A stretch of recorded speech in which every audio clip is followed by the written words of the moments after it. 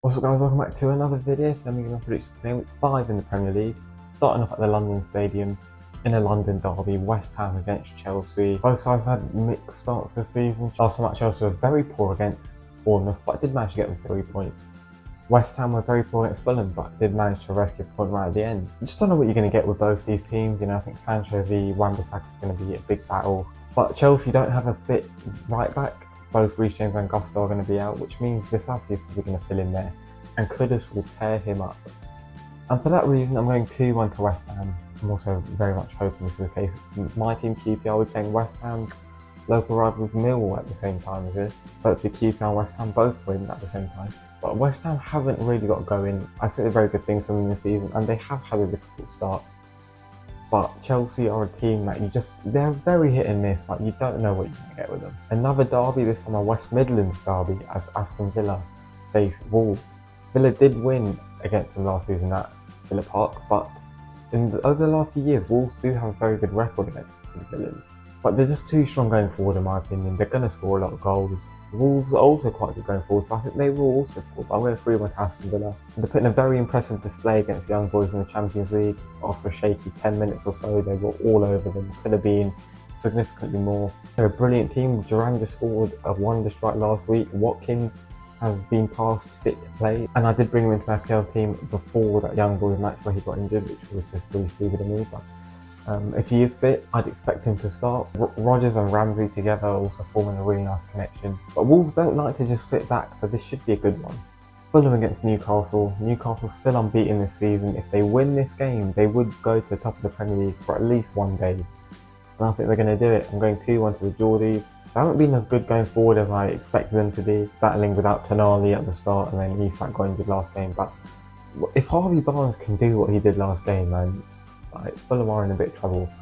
Although with that being said, they've also been very impressive going forward this season. Emil Smith-Rowe has made such a big difference. Now, I think everyone knew what you would get with Emil Smith-Rowe. Last couple of years at Arsenal, he hadn't got the game time because he was injured a lot. But now that he's fit, he is unbelievable to watch.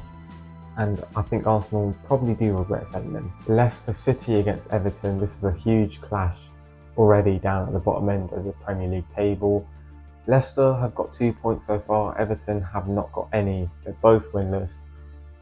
Everton are without a lot of players as well. They've got a fair few injuries, where Leicester are pretty much full strength. I'm going 1-0 Leicester, but I can also see Everton winning this 2-1. I think Sean Dyche knows how to get the job done. I know he's had a poor start to the season, he's made a lot of mistakes, but he is one of the best managers in the league, especially at getting a team out of this sort of situation. If they stick with him throughout the year, he will be absolutely fine. I've been fairly impressed with Leicester on the break, especially Vardy's been excellent. Aberdeen last game was very good. I hope we see Buonanotte back in the 10. because the Odson Edouard make his debut for the Foxes. Liverpool against Bournemouth. I have gone 2-1 Liverpool, but I could see this being a 2-2 draw. Obviously, Liverpool were awful against Forest last time out. They couldn't penetrate their compact defence. And although Bournemouth won't be quite so compact, they're going to be a big threat on the counter-attacks. You know, when you've got players like Semenyo, Kluivert, Tavernier, all running at you, it is scary. And the way they played against Chelsea last week as well, you know, does give me confidence. Obviously, they did lose that. If they just were able to finish some of their chances, it would have been a completely different story. However, Liverpool will be looking for vengeance, and they played very well in Italy in midweek against AC Milan. Cody Gakpo was fantastic. Gives Slot a bit of a dilemma because Diaz has started the season very well, but I think Gakpo is a better player and he was fantastic. So does he get into the team? I don't know. Southampton against Ipswich, another huge game down the bottom end of the table. Southampton yet to get a point. Ipswich are now unbeaten in 2. And I think they're going to go unbeaten in 3. 3-1 Ipswich is what I'm going for. Southampton too open at the back. They're going to make too many mistakes. They haven't adapted to the Premier League. Whereas Ipswich have, you know, they've gone a bit more compact. They've been more defensive when they've had to be. They've changed their shape a little bit at times. And it's worked out for them. They're playing well. They could have got a win against Fulham. They could have even hit Brighton on the break last time. I just don't trust Southampton at all. And I do hope Ipswich win because I just don't like Ross Martin. Tottenham against Brentford, another London derby. I'm going 2-0 Tottenham. I know they've been very bad going forward this season. They've not been exactly the most solid defensively either. But Brentford will be without Johan Visser, which means Schade will come in, and he hasn't exactly set the world alight when he's played over the last couple of years. Tottenham need to bounce back. They were awful against Coventry in midweek, somehow getting the win after Jed Spence came on. I do really hope to see an improved Tottenham performance because they've got a lot of players that I do really like. But if they don't win this, Ange Postecoglou should be questioned. Crystal Palace against Manchester United. This is a really tough game because I, as a QPR fan, watched QPR Palace in midweek. Palace played a very strong team. The only exception, probably Wharton.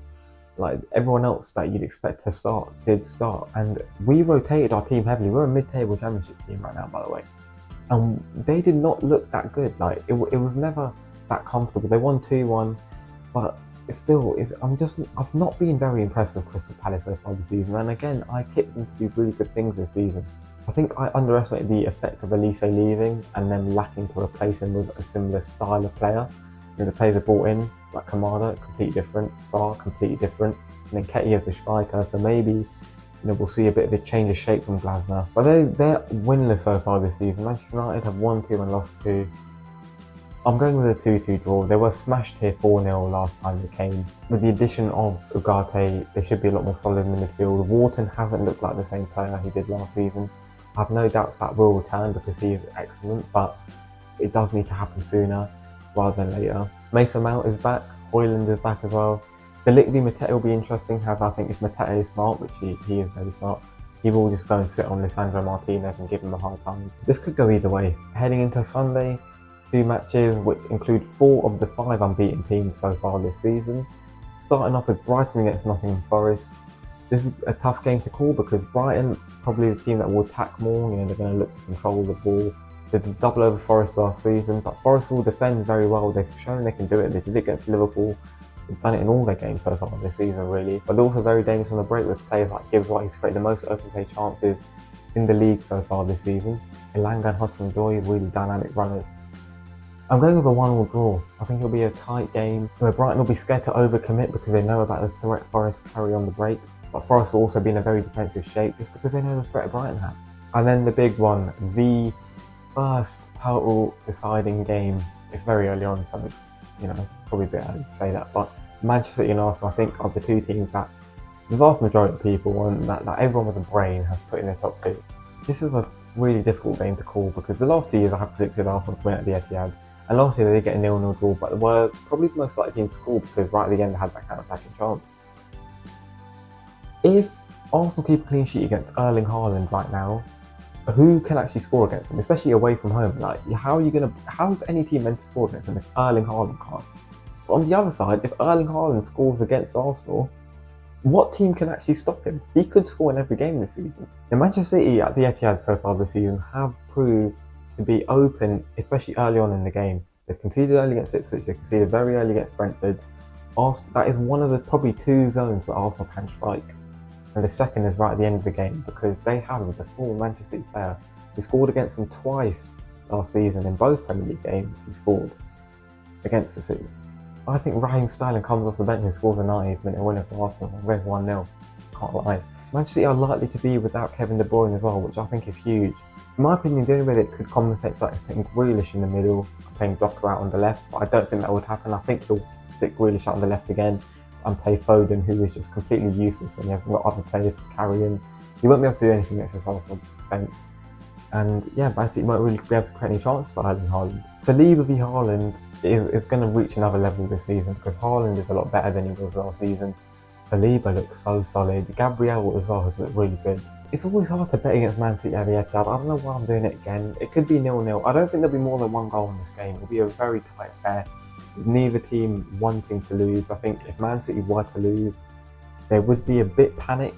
A draw is a very good result for Arsenal. It's never a bad result to go to the Etihad and get a point. Even though I do think it'll be very cagey, very defensive, very much a chess match. I'm looking forward to it. Inter did show that Man City can be vulnerable. They played around their press really well. They won the ball in midfield a few times. Arsenal are going to need to be a bit braver than they were last year, but they also can't be reckless. Those are my predictions. Let me know what you think in the comments down below, and I'll see you soon for another video.